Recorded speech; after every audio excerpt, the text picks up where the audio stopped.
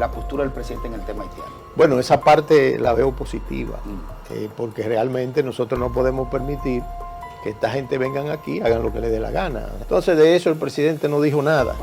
Yo estaría de acuerdo con que se intensificara la enseñanza del creol a nuestras Fuerzas Armadas, a nuestra policía, sobre todo la que está trabajando en la frontera, a nuestros agentes de aduana, a nuestros agentes de migración. A los médicos que están en los hospitales y que atienden una cantidad también, importante. o sea, hacer una selectividad de lo que sería eso, pero ya no estaría de acuerdo.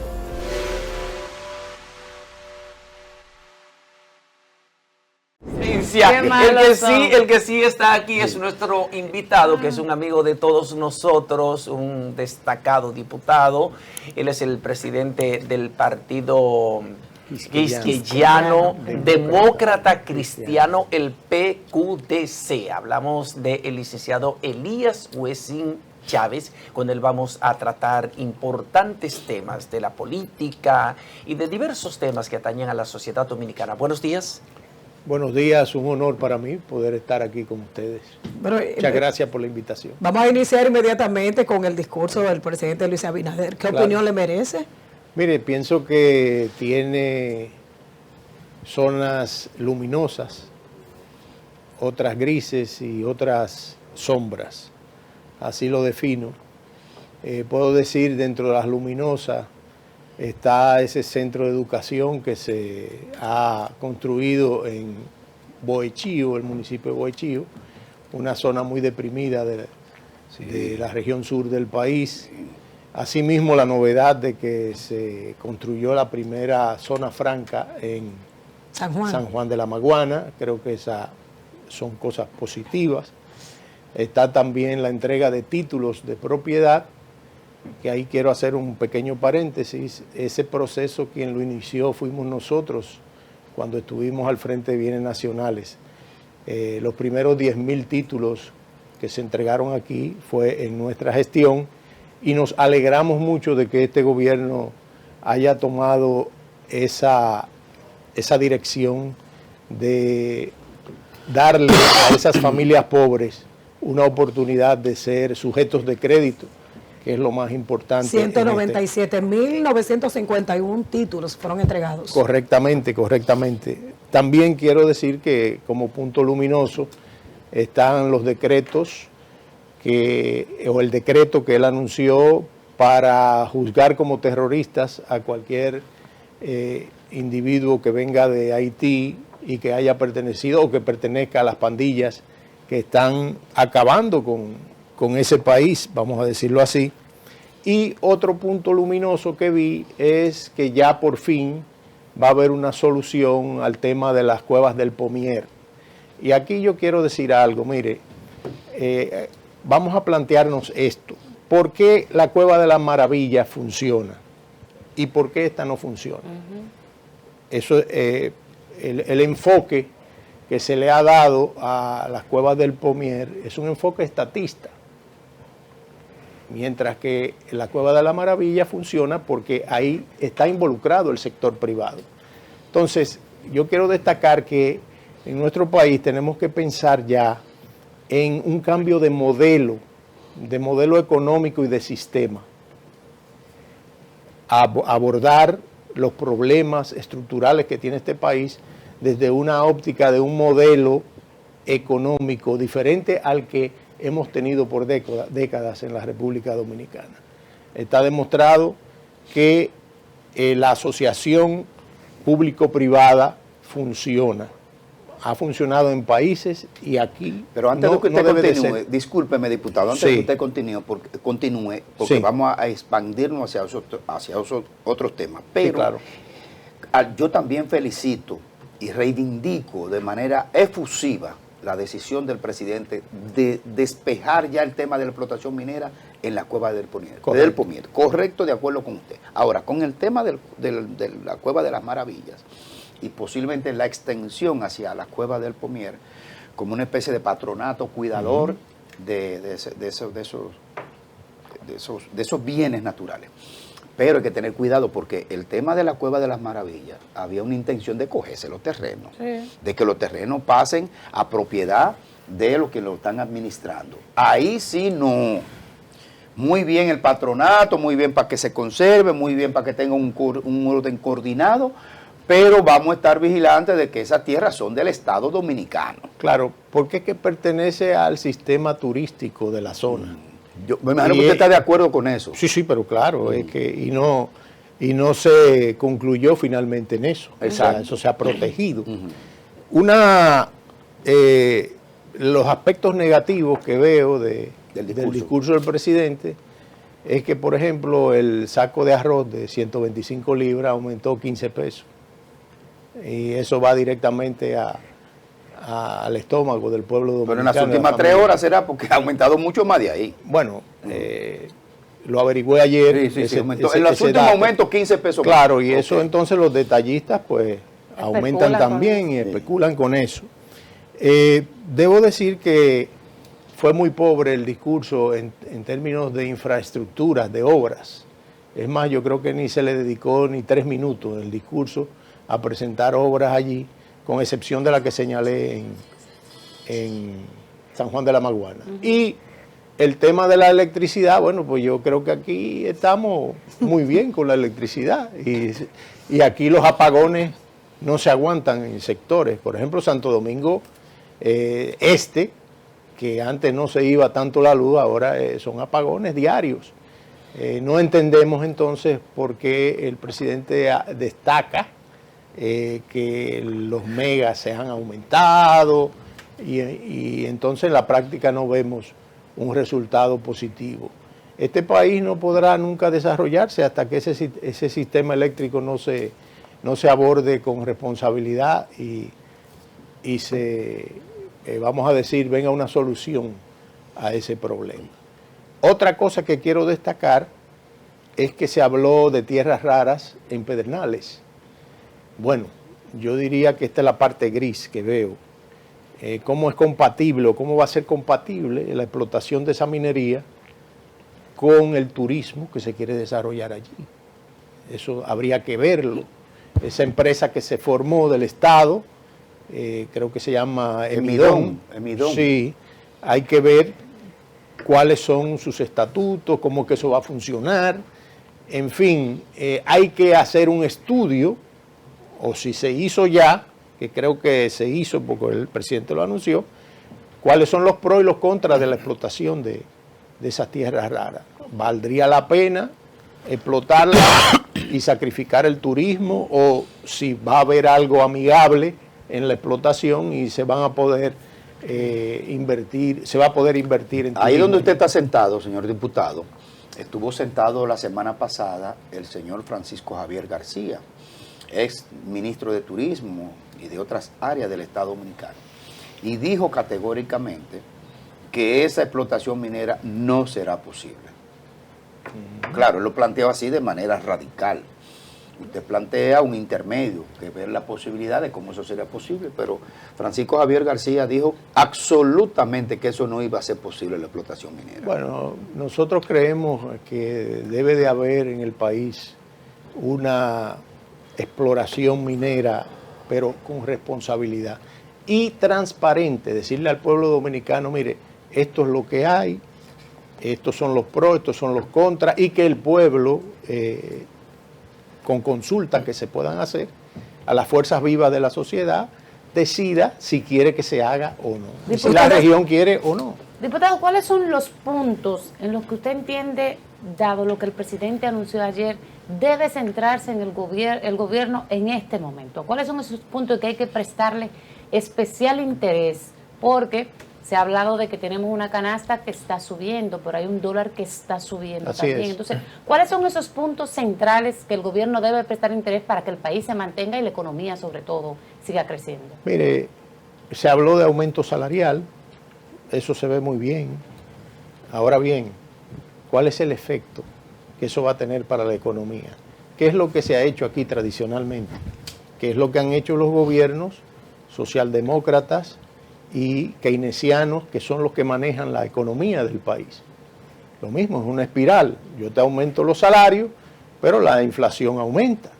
¿Por qué? Bueno, porque tú no sacrificas en el Estado nada, tú no disminuyes los gastos del Estado. Así como se está aumentando el salario, también el presidente debió decir que ha nombrado en la administración pública más de 50,000 empleados nuevos. Entonces, ¿cómo eso se sostiene? Ese es un modelo que entonces debe de ser revisado.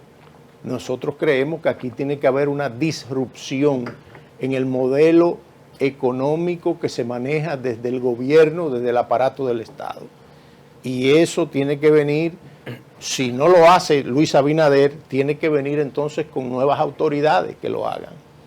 Nosotros creemos que el mundo ha cambiado, el timón de la historia ha cambiado a partir del 20 de enero de este año, cuando Donald Trump asumió el poder en los Estados Unidos de Norteamérica, y tenemos que ver que esa multipolaridad que había ya, tenemos que centrarla en 2 o 3 polos.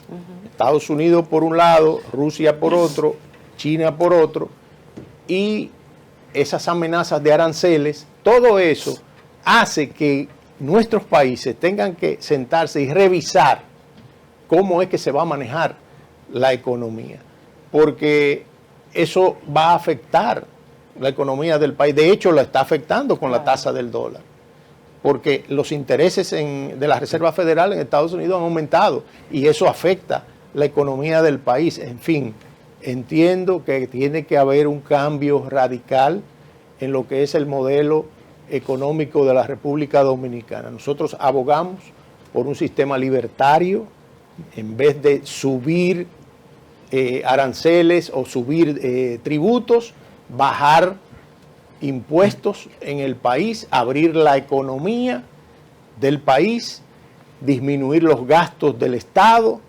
y crear fuentes de empleo y dejar que vengan inversiones sanas al país para que esas fuentes de empleo se puedan realizar y ver los resultados. El presidente, en su discurso pronunciado ayer ante la Asamblea Nacional, evadió un tema que mucha gente estaba esperando que lo analizara, que lo debatiera y que explicara, por ejemplo, el tema de los persistentes apagones, el colapso del sistema eléctrico nacional. Y fue un tema que el presidente Luis Abinader evadió ayer. ¿Por qué piensa usted que evadió ese tema? Mire, ese es un problema que cualquier gobierno que lo quiera resolver tiene que jugarse la faja. Usted sabe lo que es en deporte jugarse la faja, ¿verdad? Bueno, vamos a parafrasearlo y a extrapolarlo al plano político. Ese subsidio que se da a los generadores, eso hay que revisarlo. Y eso hay que revisarlo en función de una reforma económica, tributaria, fiscal, integral, porque por un lado esos sectores se benefician también de exoneraciones. Claro. Y aquí hay no menos de 300,000 millones de pesos que se le exoneran al sector privado. ¿Cuánto? Yo creo 300,000 millones.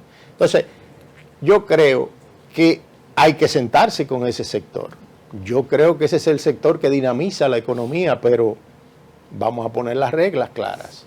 Entonces, en ese sentido, yo entiendo, José Tomás, que nunca habrá una solución al problema mientras no haya un verdadero pacto eléctrico donde esos subsidios el Estado no cargue con ellos.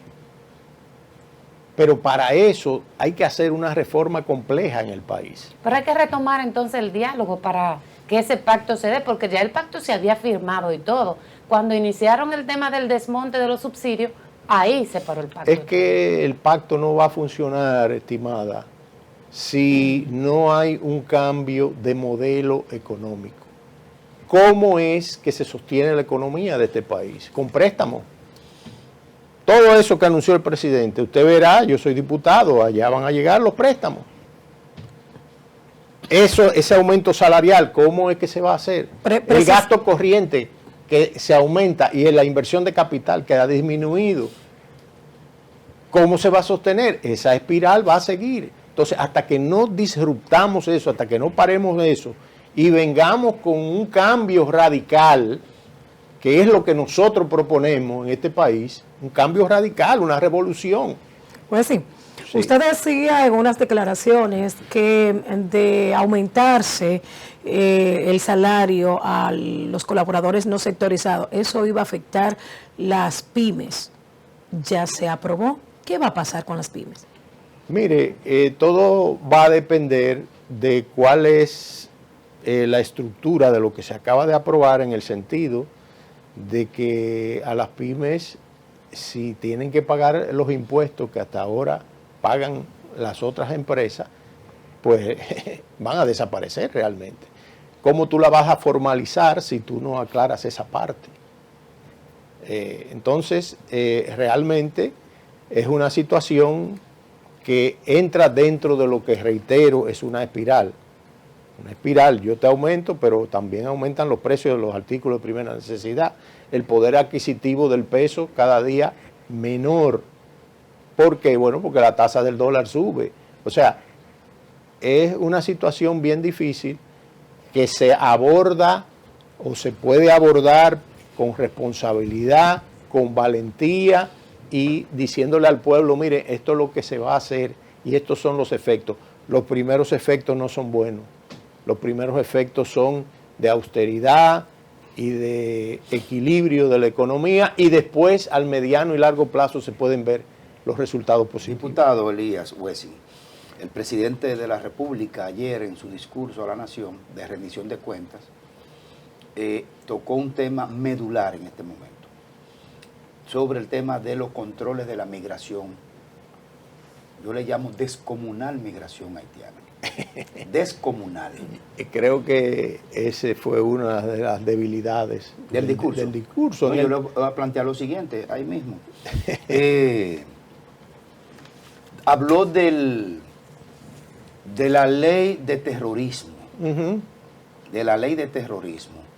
Que hay que aplicarle a esos miembros de banda que vienen aquí la ley de terrorismo. ¿Cómo evalúa usted entonces la postura del presidente en el tema haitiano? Bueno, esa parte la veo positiva, porque realmente nosotros no podemos permitir que esta gente vengan aquí, hagan lo que les dé la gana. Hay que poner orden para eso. Ahora, lo que no veo bien es que aquí en el 2023 se firmó un pacto por la nación, donde está estructurada todas las medidas que hay que tomar para controlar la invasión o la ocupación de nuestros vecinos aquí en nuestro territorio. Entonces, de eso el presidente no dijo nada. Ahí se propuso, por ejemplo, que fue una propuesta nuestra, porque nosotros participamos en ese diálogo, se propuso y se acordó y se firmó crear el Instituto para las Relaciones Bilaterales entre República Dominicana y Haití, que viene siendo un centro de pensamiento que permanentemente, 24/7, va a estar elaborando políticas públicas de los dominicanos, de nuestra parte, en relación con Haití, para que si se presentan situaciones, no improvisemos, sino que tengamos ahí un dossier de medidas que se pueden tomar. Eso no es una idea que surgió a lo loco, eso se ha hecho en otros países. Alemania se preparó con un instituto diferente a nosotros, que queremos que Haití siga en Haití y que resuelva los problemas de Haití en Haití, que no son problemas de nosotros, pero Alemania, cuando cayó el muro de Berlín, desde 1948, creó ese instituto, y cuando cayó el muro en 1989, ya sabían lo que tenían que hacer. Entonces, ¿cuál es el problema de nosotros aquí en este país? Que se improvisa mucho. Cuando usted ve que surge un gobierno, un funcionario, y no le da seguimiento a las políticas positivas que dejó el anterior, porque yo tengo mi librito, porque yo tengo que cambiar ese color amarillo por uno rojo, porque es el que me gusta, entonces así no vamos nunca a llegar donde tenemos que llegar. Esa improvisación que hay, la falta de planificación y de ejecución. ¿El gobierno está improvisando en el tema de la migración haitiana? Pero claro, porque es que no tiene el mapa de lo que tiene que hacer, que fue aprobado, consensuado, y no lo hace. El muro, la verja, está bien, ahora se van a construir unos kilómetros más, pero ese no es el muro que necesita la República Dominicana. ¿Ustedes no han visto el muro que tiene Egipto con los palestinos? Sí, yo estaba ¿Usted ha estado ahí? Eso es un muro. Es un muro. El que está construyendo ahora, que lo reanudó Donald Trump en la frontera mexicana, esos son muros. Yo le agrego, diputado, que el de aquí va un niño de 12 años con un ¿cómo se llama lo que? Un corta uña. Sí. Un niño de 12 años con un corta uña va y corta la mallita esa. Eso no tiene. Y la brinca. Un niño de 13 años, si Eso quita así. la mallita esa, lo brinca. Hablaba el presidente. Entonces, pero para cerrar esa idea, Max, Ana Denis. Entonces, ese muro, No. complete la idea. Mire, por ejemplo, he investigado que en Dajabón, los kilómetros que se hicieron han mejorado el tema de los robos de ganado. De ganado. Que antes se metían y ya eso se paró. Es más difícil Pero que la es vaca. cierto. Claro, porque la vaca no puede cruzar por ahí. Pero realmente es el tema de que el ser humano, en este caso los haitianos, se la van a idear para hacer túneles, para hacer lo que sea, para pasar por aquí, porque tenemos que entender que nosotros somos una zona vital para ellos. Eso no lo podemos esconder, porque ese es un país que ahora mismo no tiene ningún tipo de institución. Es un país totalmente colapsado, es un problema que nosotros tenemos.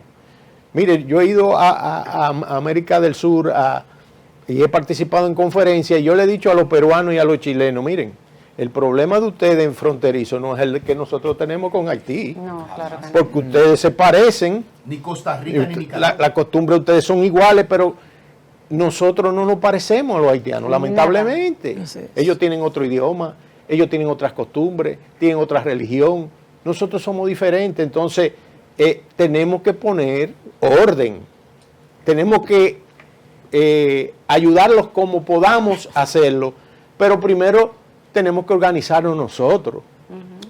Pero más que las diferencias históricas, culturales y de otras índoles entre Haití y la República Dominicana, la gran diferencia es que nosotros somos un estado organizado, Claro, donde las instituciones funcionan, y Haití es un estado que no existe, Una es un anarquía. estado en permanente colapso, es un estado fallido, anárquico, y además donde ha habido una irresponsabilidad histórica de su clase política y de su clase empresarial. Pero yo quiero hacer una pregunta con relación también al tema haitiano que tocó ayer el presidente de la República cuando se refería a las bandas dedicadas a traficar con nacionales haitianos. Él dijo que impartió instrucciones al Ministerio de Defensa para que actúe sin contemplaciones contra estas bandas que se dedican a traficar con haitianos.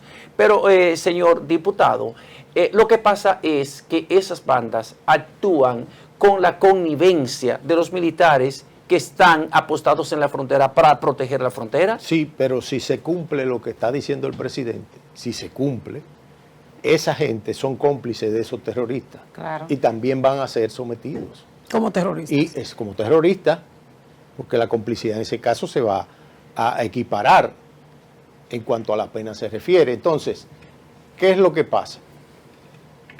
Esa es una buena medida, pero tiene que aplicarse.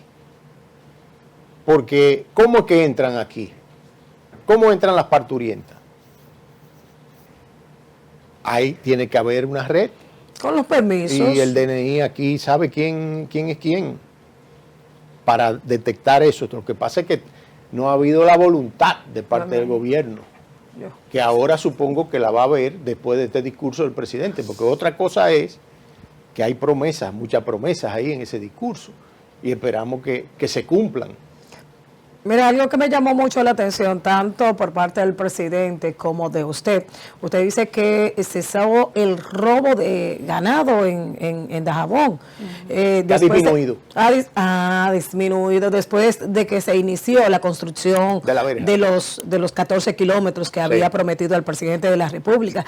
Sin embargo, es contradictorio a lo que ha dicho el alcalde de Dajabón, Riverón, que decía hace alrededor de 2 semanas que ha aumentado de una manera proporcional el robo del ganado. Entonces, ¿a quién le creo? Bueno, Ahí hay una situación, yo me investigué con gente más o menos imparcial, que tienen una visión, porque yo soy oposición, pero a mí me gusta hacer una oposición edificativa, Claro. constructiva. El discurso tuvo sus cosas positivas, pero también sus cosas negativas, y eso es lo que hay que decir. No podemos salir diciendo que todo fue negativo. Entonces ahí Riverón y el sector ganadero tienen que ponerse de acuerdo, porque fueron del sector ganadero que nos lo Y dijeron. a ellos que les roban, ¿verdad? Claro, exactamente. Sí, eso es lo que saben. No, Exacto. Riverón la tiene difícil en Dajabón, ¿eh? Así Eso es. está vuelto una porquería en términos del desorden y un problema que si no lo atendemos a tiempo nos va a generar un tema internacional, y son todos los menores de edad que cruzan ese callejón que se llama frontera y le crean un problema a la ciudad de Dajabón. Si no lo atendemos rápido nos va a explotar una granada a nivel internacional, ¿eh? Bueno, Así es. Esos jóvenes han profanado tumbas y esa verja del también se la han robado y la han vendido. Entonces, Mi ¿cómo es? estimada, pero aquí la tumba la viven violando también, y hay muchos ciudadanos haitianos en eso, Vamos, porque va- ellos cogen los huesos para hacer ritos y hacer ese es un tipo de problema cosas. serio. Ah, Además que de me que da cogen miedo, los nombres desde la tumba. Eh, Vamos a hacer una pausa, diputado Sí, Elías sí, Huesin. como no, con mucho gusto. Un tema que explotó en Dajabón, en Baní, Sí. con la falsificación de documentos dentro de los hospitales, de las maternidades, y el acopio de nombres de tumbas para falsificar documentos a nacionales haitianos. Le dejo esa pregunta abierta con el tema de la nueva cédula que está desarrollándose en la Junta Central Electoral, que ya se está licitando y demás, la posición de usted como diputado ¿Cómo no? y del PQDC. Vamos a una pausa, estamos conversando con el diputado Elías Huesin Chávez y presidente además del Partido Quiqueyano Demócrata Cristiano. Vamos a una pausa. Bueno, seguimos aquí en Matutino ¿Cómo Su tú estás? Mundo.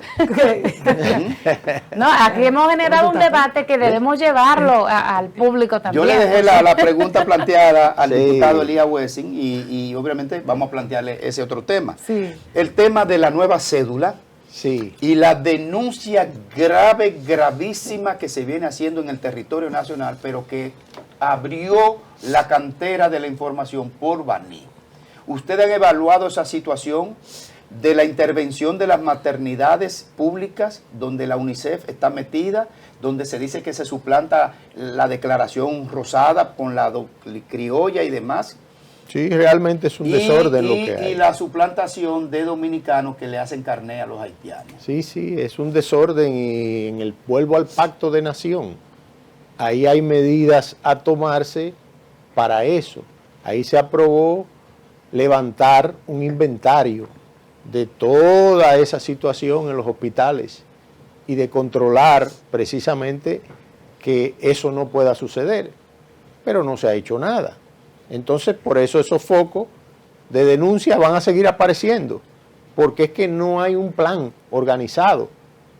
Nosotros tenemos que tratar de establecer con claridad cuáles son los nacionales haitianos que están en tránsito aquí y que constitucionalmente no pueden adquirir la nacionalidad debido a eso, porque lo dice la Constitución, y cuáles son los que ya están residiendo desde hace mucho tiempo aquí, que no son tantos como los que han venido últimamente. Entonces, todo tiene que responder a eso. Y eso está dentro del Pacto de Nación. Por eso me sorprende que el presidente eso lo dejó de lado. Y eso fue un compromiso que se hizo. Entonces, es muy interesante que sigamos abordando ese tema el tema de la violentación de nuestro registro civil, o Sí. una violentación de nuestro y el padrón electoral queda impactado también. Pero claro, ¿Estaría usted de acuerdo con que se haga una auditoría profunda al registro civil y al padrón? claro que sí. Eso precisamente es lo que estoy diciendo, que eso está dentro del Pacto de Nación. Esa es una de las medidas cruciales que hay que tomar. ¿Y la nueva cédula? La nueva cédula, creo que la Junta Central Electoral está llevando un proceso transparente Creo que hay 3 empresas que han ofertado la nueva cédula y hay que ponerse al nivel de la tecnología ya. Esta cédula que tenemos está caduca, hay que cambiarla. Pero es muy importante hacer precisamente esa auditoría que tú dices, porque entonces en el padrón electoral no podemos tener gente extranjera que participen en nuestros procesos electorales. Mira, decía un nacional haitiano, yo le preguntaba en el pasado proceso eleccionario, ¿y por quién tú vas a votar? Porque él tenía su cédula de identidad y electoral. Él me decía, bueno, en mi casa somos 7 y los 7 vamos a votar por Luis Abinader. ¿Qué cantidad de haitianos tienen esa documentación y votan cada vez que viene un proceso eleccionario? Ellos determinan cualquier proceso. Y si no le ponemos un paro a eso, tendremos un bloque de diputados algún día o un bloque de senadores de nacionales haitianos que defiendan a los intereses de esa minoría. Pero hay hasta guardias que son haitianos. Precisamente eso que usted plantea me surge, y ahorita debatíamos, el tema haitiano es una realidad en República Dominicana. Sí, correctamente. Entonces, yo soy de la óptica de que como es una realidad que tenemos y vamos a convivir y seguiremos conviviendo con los haitianos, de una u otra forma, aquí hay que buscar la manera de que se aprenda el idioma de esa nación. Entonces, ¿usted estaría de acuerdo tal vez en que ese idioma se lleve a las escuelas, que se aprenda a hablar? Porque es que estamos conviviendo con ellos. Mire, yo he sido diputado 4 veces. Y en el 1998, ya hace varios años de eso, yo sometí un proyecto de ley para que se llevara el estudio del creol en las escuelas. Obviamente usted tiene que trasladarse 20 y pico de años atrás, cuando yo lo sometí ese proyecto, que no tenemos la presión que hay ahora. Usted tenía una visión. Claro, porque fíjese qué pasa. ¿Qué me inspiró a mí a hacer ese proyecto? Yo estaba haciendo ejercicio, estaba caminando, pasé al lado de una construcción donde los que estaban eran haitianos. Cerca de ellos comenzaron a hablar, me miraban y se reían y hablando en su creol. Sin uno entender digo nada. yo, pero ¿qué será lo que estarán diciendo esta gente aquí? Ese simple hecho me dijo, pero espérate, ellos vienen aquí por necesidad, aprenden el idioma de nosotros, es una manera prácticamente hasta de conquistarnos, porque ellos saben nuestro idioma, pero nosotros no sabemos el de ellos. Entonces, ese fue el enfoque que yo le di a ese proyecto en ese momento. Ya han transcurrido varios años, tenemos otra situación, y así es que tenemos que verla. Entonces, yo estaría de acuerdo con que se intensificara la enseñanza del creol a nuestras Fuerzas Armadas, a nuestras policías, sobre todo la que está trabajando en la frontera, a nuestros agentes de aduana, a nuestros agentes de migración. A los médicos que están en los hospitales que atienden una cantidad también, importante. o sea, hacer una selectividad de lo que sería eso, pero ya no estaría de acuerdo, porque la situación ha cambiado, en que eso se haga de manera masiva, precisamente por una situación de lo que decía Graimer fuera del mimetismo que podría eso crear entre nosotros y los haitianos, o sobre todo la juventud. Sí, yo decía fuera de cámara para lo que dice el diputado. Miren, lo que yo he podido observar en estos últimos años, que he sido un observador del proceso, y ya yo fui al futuro y volví. Y ya yo sé, sí, yo fui al futuro y vine. Y sé lo que va a pasar con este país porque hemos conocido el proceso de los Balcanes, la balcanización, que fue un conflicto étnico geográfico que se generó en la Europa del Este, donde un grupo de población presionó migratoriamente a otro, se produjo un conflicto y cuando el conflicto llegó hubo que repartir el territorio y dejarle a ellos ya por un acuerdo internacional. Bueno, ya ellos están ahí, ya déjense eso. Y eso fue un conflicto geopolítico dentro de lo que se llama el espacio vital de un territorio particular. Nosotros estamos perdiendo el espacio vital geográfico, étnico y demográfico. Entonces, como yo sé que eso nos va a pasar en el futuro, y la intención de organismos internacionales es mimetizar las dos poblaciones. Y lo están haciendo desde el aspecto cultural, desde el diseño gráfico, artístico y publicitario, y lo están haciendo en una reconversión de la cultura dominicana a través de la cultura haitiana. Entonces yo he dicho, y ahí que está el diputado nuestras diferencias en el abordaje, primero que el creol es una deformidad idiomática del francés. Y un Estado que se ha desarrollado más que otro no puede retrotraerse a una deformidad idiomática del otro. Ahora, nosotros, y si tú le metes el creol a los niños en las aulas, te va a crear una mimetización idiomática en los niños y después tú no vas a poder revertir eso. Sí, por Entonces, eso. yo creo que hay que elevar el nivel lingüístico de este país con el inglés, con el francés, con el mandarín y el coreano, por decir algunos. Pero no retrotraernos de que a una deformidad idiomática que se llama un dialecto. Entonces, ahí no vamos a estar de acuerdo nunca. En este momento estoy de acuerdo contigo e insisto en que debe de enseñarse a nuestros militares, policías, agentes aduaneros y de migración, sobre todo los que están en la parte de la frontera. Ajá, y nosotros que estamos ahí conviviendo con ellos. Hay que aprender. Bueno, un tengo- adulto sí yo puede te- aprender el hay que idioma. aprender. En el edificio donde yo vivo, en Un el adulto. cuarto piso, hay una familia La haitiana. mayoría de las Yo Y yo no entiendo nada de lo que ellos dicen. Yo personalmente lamento no saber creol. Y creo que Yo también. muchos de nosotros. Claro que Yo sí. también. El que aprende francés, Pero estamos el que hablando aprende de francés, años atrás. El que aprende francés entiende el creol. He hablado No, con franceses y son me dicen que no. No necesariamente, no necesariamente, creol, no necesariamente. francés, Yo sí pienso que hasta por un asunto de seguridad, Graimer, Hay que saber. sería importante que Los los adultos dominicanos sí. nos interesásemos en aprender el creol, porque estamos rodeados de los haitianos y esa es la variedad idiomática. Las Eso es un domésticas, la dialéctico mayoría que ellos son hablan. haitianos. Entonces, yo le quiero hacer una pregunta al señor diputado, cambiando de tema.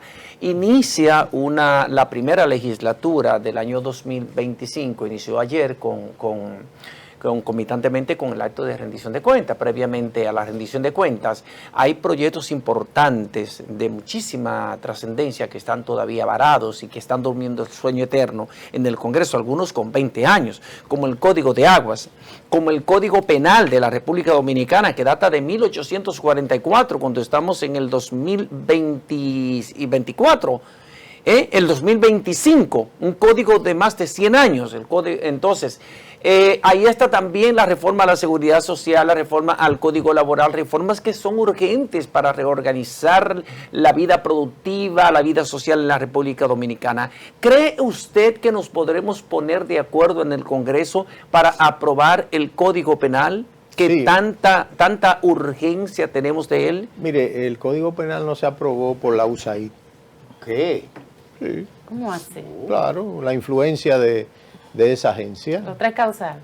Las tres causales, el tema de la igualdad de géneros, en fin, todas estas cosas que hemos visto, que era el discurso que ONGs, que eran, vamos a decir, proxies de la USAID, pues promovían en el país. Entonces, cada vez que íbamos a conocer el proyecto allá en la Cámara, venía esa influencia, tanto a nivel de opinión pública como de diputados que eran presionados.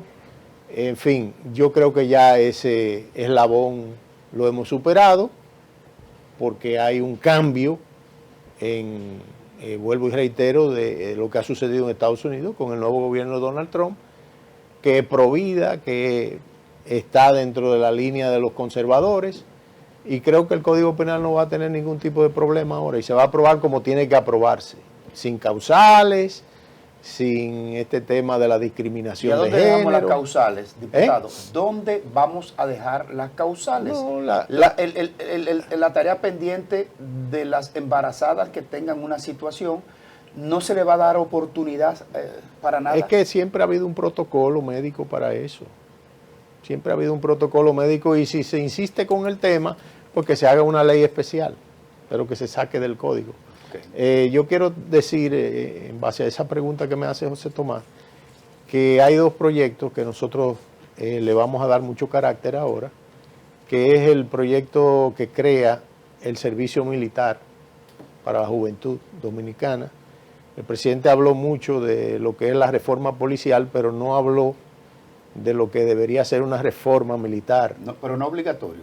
En este caso, la obligatoriedad es indirecta, porque hay una serie de prerrogativas que va a tener el que haga el servicio militar, que si no lo hace, pues no la va a tener. Debería ser obligatoria, como en Cuba. Bueno. Usted es un vago, usted no está haciendo nada, Bueno. el servicio militar.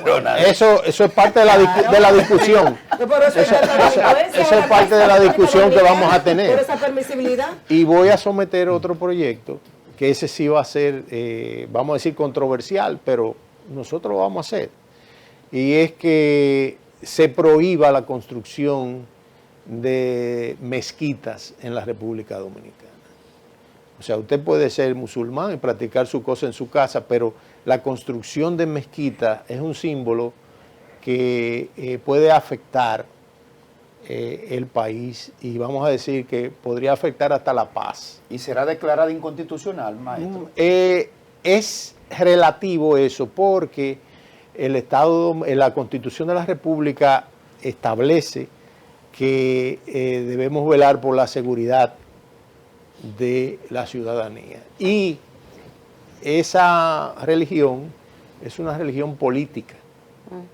No es como cualquier otra religión. Cuando ellos son mayoría, ellos imponen la charia. Y tenemos que ver que aquí ahora mismo hay 11 mezquitas, Sí, porque van aquí en creciendo República Dominicana. paulatinamente. Y usted tiene que darse cuenta quiénes son los que van. Sí, Son nacionales haitianos. es un peligro. Entonces, eso es un peligro para la seguridad del Estado, para los ciudadanos, y ese es el enfoque que le estamos dando. Ahí saldrán los superconstitucionalistas a decir que es inconstitucional, que ellos, que... Bueno, pero vamos a ver. Usted, en el rango de información que usted maneja, que usted es uno de los hombres, por los años que tiene, usted es un estadista en términos políticos. Bueno, gracias. O sea, claro, La experiencia. no, porque usted durante todos estos años en el quehacer político maneja el sentido del Estado. Maneja información usted sobre los vasos comunicantes entre las mezquitas aquí con las mezquitas que se están dando en Haití, que según algunos informes oficiales dice que es un proceso en veloz crecimiento en Haití. Así es. ¿Cómo se están comunicando? Mire, hay una conexión con Venezuela, porque yo no sé si usted sabe que Venezuela, los iraníes están allí y están, vamos a decir, a la libre, y ahí hay toda una conexión. Fíjese que Petro fue a Haití, Sí. el de Colombia. Estamos hablando de estadistas que están en el ámbito socialista. Y ¿qué es lo que hacen esos regímenes, o lo que buscan establecer esos regímenes? Desestabilizar, que no haya gobernabilidad para ellos entonces asumir el poder. Entonces, esa situación de Haití, que esas mezquitas o esa religión lo único que va a hacer es catalizar aún más el desorden que hay allí, nosotros no podemos permitir que eso venga aquí, porque yo estoy pensando en los nietos, y tenemos que pensar en los nietos, en los hijos de nosotros. Claro. ¿Qué sociedad le vamos a dejar cuando aquí se construyan 80 o 100 mezquitas y esa población siga creciendo? Es un Y problema. entonces usted va a tener que ponerse el tema ese. Aquí hace mucho calor. Porque ¿verdad? sí, pero ellos obligan. Sí, eso. Entonces todo eso Las dominicanas tendríamos son que muy verlo exhibicionistas. y analizarlo. Las dominicanas son muy exhibicionistas. Bueno, imagínese. Diputado, hay otro proyecto que también está en el Congreso Nacional y que hay que prestarle especial interés, y es lo relacionado al tema de las candidaturas independientes, que también le corresponde a ustedes velar porque los partidos políticos se mantengan. Entonces, Te agradezco su posición mucho. con Te relación agradezco mucho esa pregunta porque se me estaba olvidando. Nosotros tenemos preparado ya un proyecto de ley que vamos a someter para regular las candidaturas independientes. Es una decisión del Tribunal Constitucional que debemos respetar, porque si somos demócratas y hablamos de institucionalidad, tenemos que respetarla. No estoy de acuerdo con colegas de otros partidos, hay como 11 partidos que se han opuesto y que dicen que eso el Tribunal Constitucional debe derogarlo nuevamente. Yo entiendo que no, que ya es una situación que debemos legislar sobre eso. Ahora, yo quiero aclarar algo. La ley 2023, que fue una ley que nosotros trabajamos, porque yo soy presidente de la Comisión Permanente Junta Central Electoral en la Cámara de Diputados, tenía, o sea, el tema que habla de las candidaturas independientes, eso viene de Balaguer en las leyes electorales. Lo que sucede es que cuando la Junta resolutaba, decía, no, si usted quiere ser candidato, usted tiene que inscribirse en un partido. Entonces, el Tribunal Constitucional lo que hizo fue que interpretó o reinterpretó esa parte y dijo, no, aquí hay una violación porque la ley dice que hay candidaturas independientes. Y si usted lee el texto, es verdad, es verdad. Entonces, ¿qué es lo que ha hecho el Tribunal Constitucional? Bueno, organizar o decir, mejor dicho, cómo es que ese derecho se ha violado y que entonces debe de ser modificado en la ley. Y es lo que nosotros hemos interpretado y lo vamos a someter y le enviaremos un ejemplar a ustedes para conectando esa respuesta a la pregunta de Maxi, que para que la tengan. El tema del financiamiento de los partidos. Parece ser que esta sociedad se encamina a un momento reflexivo de que en estos días se publicó la cifra de 1.500 millones que hay que buscar este año para el financiamiento de los partidos. 1.300. Se hablaba de un bono 1.300. para poder financiar eso. Entonces parece que está llegando el momento, diputado, de que debatamos Sí, claro. honestamente qué tan eficiente ha sido el financiamiento de los partidos y a qué se ha prestado esto a propósito del tema de las candidaturas independientes. Mire, Entonces, ¿cómo conectamos una cosa con otra? Y si llegó el momento de que discutamos si esto es factible, sacar tantos cuartos de la costilla de los impuestos para financiar partidos. sí, mire, de los 1.300 millones, 800 son para 3 partidos. El resto es se distribuye entre los 30 partidos que estamos. Hasta 1997, el sistema electoral de nosotros no establecía que había que financiar a los partidos políticos. Y los partidos subsistían. Nosotros... Y peleaban y batallaban y ganaban elecciones. Claro, nosotros, por ejemplo, fuimos fundados en 1967. De manera que desde el 67 al 97, 30 años, nosotros hicimos nuestro trabajo político con nuestro fundador, general Wessing, que era el presidente del partido. Después nosotros, una camada de jóvenes, le seguimos y no tuvimos inconveniente. Entonces, el ideólogo del financiamiento de los partidos políticos en esa época fue José Francisco Peña Gómez. Sus relaciones con Europa, vio el escenario en España, vio el escenario en Alemania y trajo eso para acá. Ahora bien, la Junta Central Electoral, a partir de ahí, ha tenido la responsabilidad de auditar y de auscultar, vamos a decirlo así, los manejos que hacen los partidos, cómo gastan ese tema. Entonces, la ley dice claramente qué porcentaje se dedica para cada cosa. ¿El pecado cuál es? El pecado que yo vería ahí es que malversaran esos fondos, que los partidos, que un partido pues, hiciera así, bueno, me llegaron 2 millones de pesos, toma tú, y los reparta. Es una malversación de fondos y eso no es lo que dice la ley. Ese es el pecado que yo veo. Ahora bien, el pueblo es el que decide. Si aquí se decide finalmente que debe de derogarse el financiamiento de los partidos, nosotros seríamos los primeros en levantar la mano. No tenemos ningún tipo de inconveniente con eso. Quiero hacer una pregunta en ese sentido. Cuando usted recuerda que fue el extinto doctor José Francisco Peña Gómez quien propuso el financiamiento estatal a los partidos políticos, recuerdo que aquella vez él lo propuso como una manera de evitar el ingreso de dinero proveniente de actividades ilícitas como el narcotráfico a la actividad política. Sin embargo, lo que estamos viviendo en esta época es todo lo contrario, independientemente de que en un año no electoral, por ejemplo, ahora vamos a dedicar 1.500 millones de pesos para financiar a los partidos políticos, una suma que aumenta en los años electorales.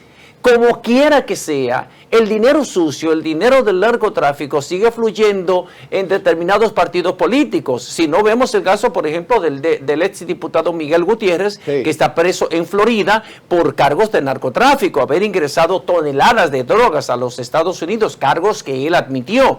Ahí tenemos a Yamil Abreu, que era síndico del distrito municipal de Las Lagunas, en Azua, en la provincia de Azua, que también está preso por cargos de narcotráfico. Y tenemos el último caso de el síndico de Valladolid, que está preso por la última operación vinculada a los 9.8 toneladas de cocaína decomisada en Caucedo. Ahí. ¿Esos diputados de qué partido que son? Son del Partido Revolucionario Moderno, pero pueden entrar a cualquier otro partido. Son los que reciben más recursos y sin embargo no hacen lo que tienen que hacer, no investigan los perfiles de sus candidatos. ¿Me entiende? Entonces, esas son cosas que se deben de analizar y de ver cómo eso se puede mejorar. Pero vuelvo y reitero, si aquí se decide quitar el financiamiento, nosotros no tenemos ningún problema. Honorable, me preocupa mucho la seguridad social en la República Dominicana y me gustaría saber su parecer con respecto a tantas instituciones que tienen que ver con la seguridad social. En el 2003 entró en vigencia la ley 87-01 que crea el Sistema Dominicano de Seguridad Social. Sin embargo, hay muchas debilidades. ¿Cuándo vamos a ver en República Dominicana un ministerio? Mire, se está discutiendo la ley todavía. Hay un informe, creo que definitivo. Ese proceso lo dirigió el diputado Andrés Burgos de La Vega, muy bien dirigido. Nosotros vimos más o menos las conclusiones. No estamos de acuerdo con esas conclusiones porque si se aprueba lo que se escribió después de todos los consensos, estaríamos volviendo al antiguo sistema del IDSS, Instituto Dominicano de Seguro Social. Que es la gerencia de pensiones por cotización. ¿Al sistema de reparto? Sí, que no funcionó, no funcionaba. Yo soy partidario de hacer un híbrido, es decir, el sistema que tenemos, modificarlo y ver cómo la parte de la renta que reciben los dueños de las asociaciones se pueda disminuir, pero eso se disminuye, hay tecnología para eso, hay algoritmos que se pueden aplicar y ese dinero que ellos no devengarían, entonces trasladarlo para repartirlo y asistir en ese caso a los pensionistas, a los riesgos de salud, personas que se enferman, que a veces no tienen para costear enfermedades catastróficas. Es decir, buscar un equilibrio que se puede hacer, se puede lograr, porque en otros países se ha hecho. Ahora, derogar el sistema para volver a lo que teníamos, no estoy de acuerdo, porque eso sería un retraso. Perfecto. Gracias, diputado, gracias por venir a este matutino en esta nueva etapa del matutino Su Mundo. Me saluda a mi hermano Ismael Reyes Cruz. Sí, señor, le dejó saludos especiales. Sí, estudiamos juntos en la universidad y ese es mi hermano. Sí, y señor, lo felicito porque lo que veo aquí es excelente realmente. Sí, este es un espacio. Con un equipo como ustedes. Este es un espacio para construir el debate y fortalecer la democracia dominicana. Felicito con mucha sinceridad. Gracias. Vamos a una pausa, señores, y venimos con el resto del contenido del día de hoy, último día de febrero. Ya usted lo sabe, esto va como caña para el ingenio.